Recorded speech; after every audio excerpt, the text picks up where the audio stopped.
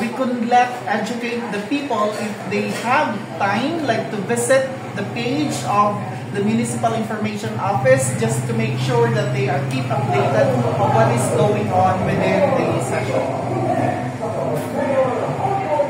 Another pack, 10 seconds. Alright, so additional information I guess is involvement of each and everyone by keeping them updated with what is going on the community. Okay, conclusion. And that what wraps up our interview with candidates named Bembel Cabente, the SB member. Thank you so much for joining us and sharing your plans, ideas, and vision for the 2025 elections. To everyone watching, your vote matters more than ever. So take the time to learn about your candidates, ask questions, and make your voice heard on upcoming election day.